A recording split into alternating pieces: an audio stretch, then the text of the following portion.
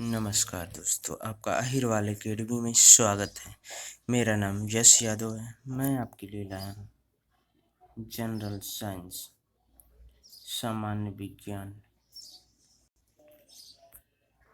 Part 4। दोस्तों, अभी तक आपने मेरा चैनल सब्सक्राइब नहीं किया तो जल्दी सब्सक्राइब कर लीजिए और वीडियो को लाइक करिए, शेयर करिए और कमेंट भी करिए।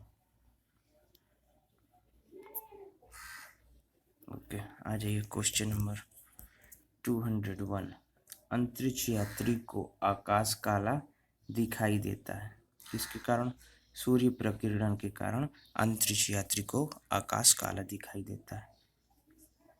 अब आइए क्वेश्चन नंबर 202। समुद्र का जल नीला दिखाई देता है, किसके कारण? प्रकाश के प्रकीर्णन के कारण समुद्र का जल नीला दिखाई देता है। समुद्र का जल नीला दिखाई देता है तो प्रकाश के प्रकीर्णन के कारण समुद्र का जल नीला दिखाई देता है। अब आइए क्वेश्चन नंबर 203। तारे टिमटिमाते हैं, किसके कारण? प्रकाश अपवर्तन के कारण तारे टिमटिमाते हैं। तारे टिमटिमाते हैं, किसके कारण? प्रकाश अपवर्तन के कारण तारे टिमटिमाते हैं। अब आइए क्वेश्चन नंबर 204। रेटिना पर बना प्रतिबिंब होता है, कैसा होता है? वास्तविक, उल्टा तथा वस्तु से छोटा होता है। रेटिना पर बना प्रतिबिंब होता है वास्तविक, उल्टा तथा वस्तु से छोटा होता है। अब आइए क्वेश्चन नंबर 205। समतल दर्पण में बना प्रतिबिंब होता है। समतल दर्पण में बना प्रतिबिंब होता है काल्पनिक, वस्तु के बराबर तथा सीधा होता है। समतल दर्पण में बना प्रतिबिंब होता है काल्पनिक, वस्तु के बराबर तथा सीधा होता है। अब आ जाइए क्वेश्चन नंबर 206। प्रकाश का सबसे अच्छा परावर्तक किसे माना जाता है? समतल दर्पण को प्रकाश का सबसे अच्छा परावर्तक किसे माना जाता है? तो समतल दर्पण को प्रकाश का सबसे अच्छा परावर्तक माना जाता है। अब आइए क्वेश्चन नंबर 207। दो समानांतर दर्पण के बीच रखी वस्तु का प्रतिबिंब बनता है, अनंत बनता है। दो समानांतर दर्पण के बीच रखी वस्तु का प्रतिबिंब बनता है, अनंत बनता है। अब आइए क्वेश्चन नंबर 208। हवा का बुलबुला जल में व्यवहार करता है अवतल लेंस की भांति। हवा का बुलबुला जल में व्यवहार करता है अवतल लेंस की भांति व्यवहार करता है। अब आइए क्वेश्चन नंबर 209। विद्युत फ्यूज मिश्रण होता है, किसका मिश्रण होता है? तांबा, टीन तथा सीसा का मिश्रण होता है। विद्युत फ्यूज मिश्रण होता है तांबा, टीन तथा सीसा का मिश्रण होता है। अब आइए क्वेश्चन नंबर 210। हीटर का तार बना होता है, किसका बना होता है? नाइक्रोम का बना होता है। हीटर का तार बना होता है नाइक्रोम का बना होता है। अभी आइए क्वेश्चन नंबर 211। बल्ब का फिलामेंट बना होता है, किसका बना होता है? टंगस्टन का बना होता है। बल्ब का फिलामेंट बना होता है टंगस्टन का बना होता है। अब आ जाइए क्वेश्चन नंबर 212। विद्युत बल्ब में भरा जाने वाला गैस है, क्या है? नाइट्रोजन। विद्युत बल्ब में भरा जाने वाला गैस नाइट्रोजन है। अब आ जाइए क्वेश्चन नंबर 213। ट्यूबलाइट में भरा होता है, क्या भरा होता है? पारे का वाष्प व आर्गन। ट्यूबलाइट में भरा होता है पारे का वाष्प व आर्गन ट्यूबलाइट में भरा होता है। अब जी क्वेश्चन नंबर 214। फ्यूज का तार बना होता है, किसका बना होता है? शीशा और टीन का बना होता है। फ्यूज का तार बना होता है, शीशा और टीन का बना होता है। अब आ जाइए क्वेश्चन नंबर 215। फोटोग्राफी में उपयोगी तत्व है, क्या है?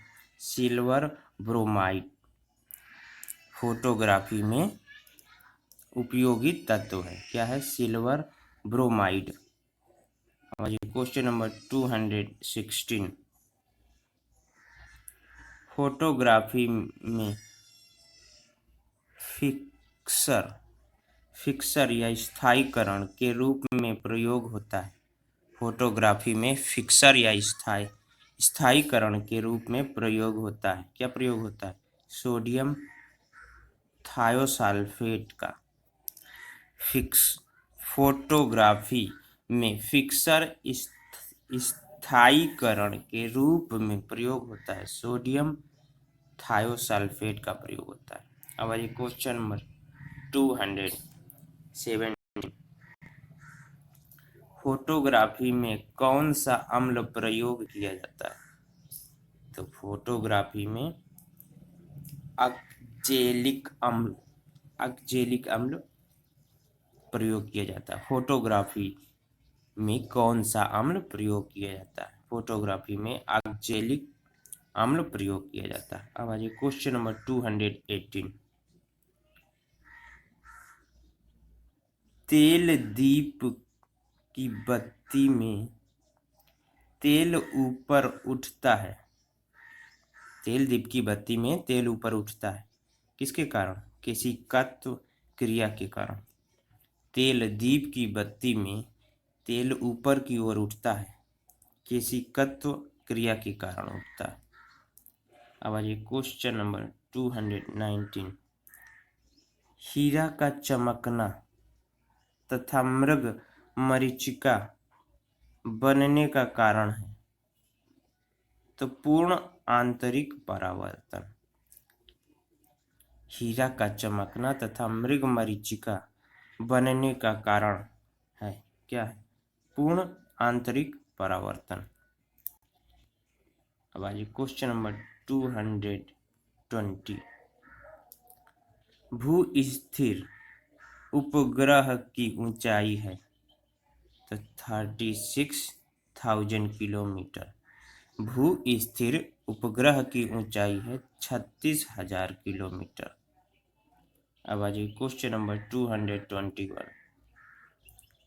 सूर्य की ऊर्जा का स्रोत है, क्या है? नाभिकीय संलयन।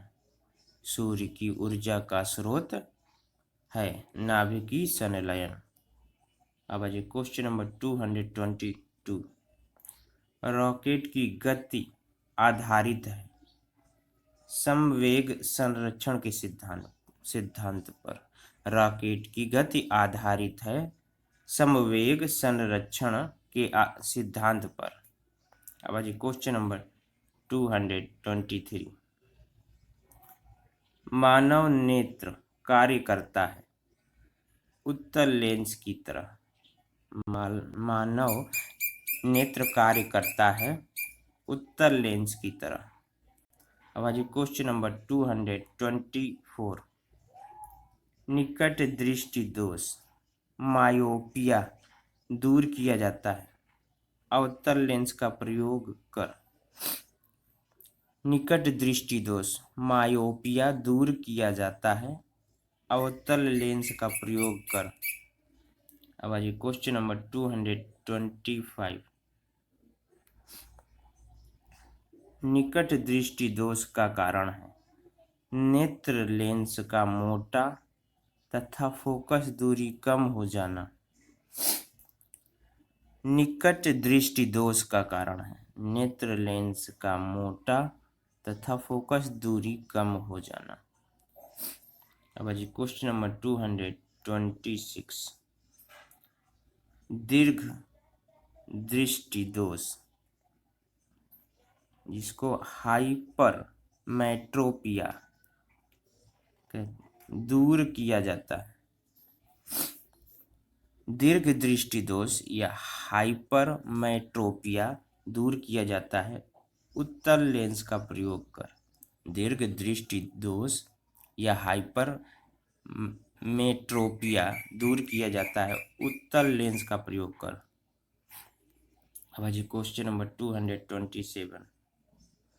परमाणु बम का सिद्धांत आधारित है नाभिकीय विखंडन पर। परमाणु बम का सिद्धांत आधारित है नाभिकीय विखंडन पर। अब आइए क्वेश्चन नंबर 228। हाइड्रोजन बम का सिद्धांत आधारित है नाभिकीय संलयन पर। हाइड्रोजन बम का सिद्धांत आधारित है नाभिकीय संलयन पर। अब आइए क्वेश्चन नंबर 229। ग्रीन हाउस प्रभाव गैस है कार्बन डाइऑक्साइड। ग्रीन हाउस प्रभाव गैस है कार्बन डाइऑक्साइड। अब आइए क्वेश्चन नंबर 230। दाढ़ी बनाने तथा आँख नाक कान की जांच करने में प्रयोग होता है अवतल दर्पण का प्रयोग होता है। दाढ़ी बनाने तथा आँख नाक कान की जांच में प्रयोग होता है अवतल दर्पण प्रयोग होता है। अब आइए क्वेश्चन नंबर 231। नाभिकीय विखंडन में प्रयोग होता है। तो क्या प्रयोग होता है नाभिकीय विखंडन में?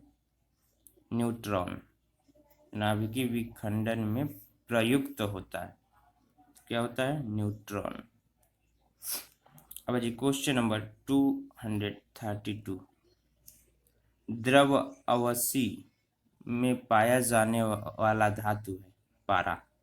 द्रव अवस्थी में पाया जाने वाला धातु है क्या है? पारा है।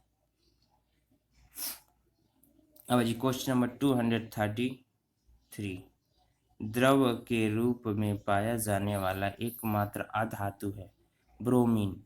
द्रव के रूप में पाया जाने वाला एकमात्र अधातु है ब्रोमीन। अब आइए क्वेश्चन नंबर 234। विद्युत धारा मापी जाती है किसमें? अमीटर से नापी जाती है। विद्युत धारा मापी जाती है अमीटर से मापी जाती है। अब आइए क्वेश्चन नंबर 235। अदिश राशियां हैं तो कार्य ऊर्जा ताप समय चाल।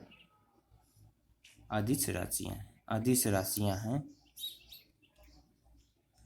कार्य ऊर्जा ताप समय चाल अदिश राशियां हैं।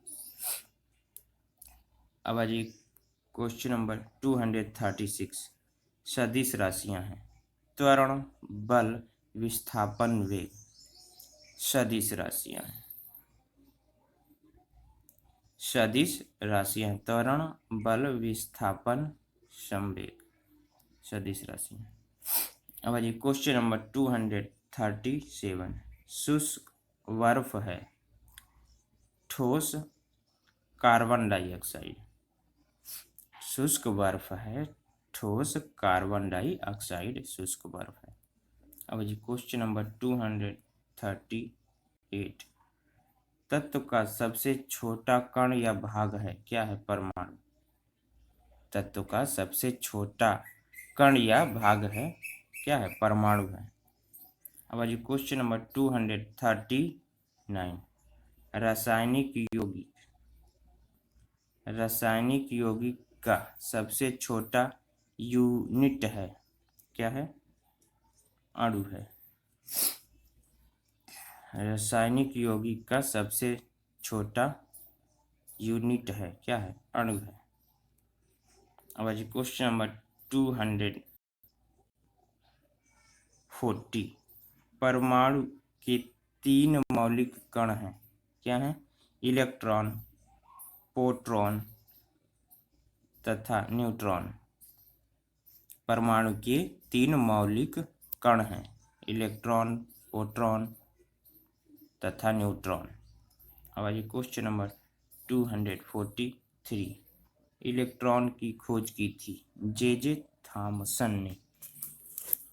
इलेक्ट्रॉन की खोज की थी जे थॉमसन ने। अब आइए क्वेश्चन नंबर 242। प्रोटॉन की खोज की थी, किसने की थी? गोल्ड स्टीन ने। प्रोटॉन की खोज की थी गोल्ड स्टीन ने। अब आइए क्वेश्चन नंबर 243।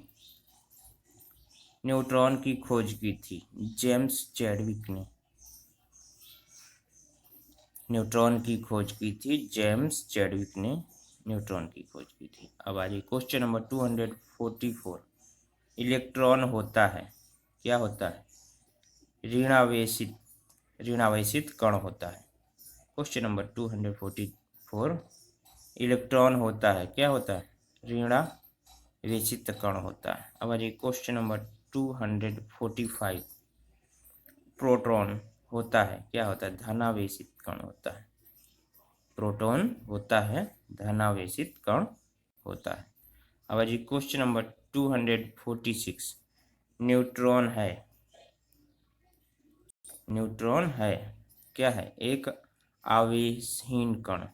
न्यूट्रॉन है, क्या है? न्यूट्रॉन एक आवेशहीन कण है। इलेक्ट्रॉन, प्रोटॉन आवेशित कण है, पर न्यूट्रॉन एक आवेशहीन कण है। अब आइए क्वेश्चन नंबर 247। पॉजिट्रॉन की खोज की थी, किसने? एंडरसन ने। पॉजिट्रॉन की खोज की थी एंडरसन ने। अब आइए क्वेश्चन नंबर 248। इलेक्ट्रॉन त्यागने एवं ग्रहण करने की प्रवृत्ति कहलाती है।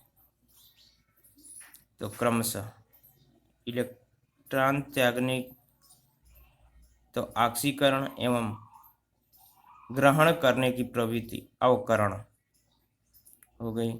अब इलेक्ट्रॉन त्यागने एवं ग्रहण करने की प्रवृत्ति कहलाती है।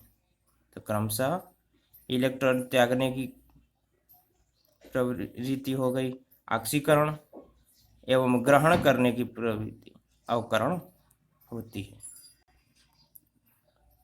अब जी क्वेश्चन नंबर 249। प्रोटॉन का भार इलेक्ट्रॉन के भार का कितना गुण या अनुपात होता है?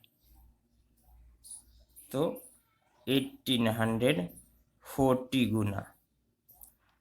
प्रोटॉन का भार इलेक्ट्रॉन के भार का कितना गुण अनुपात होता है? तो 1840 गुना। अब जी क्वेश्चन नंबर 250।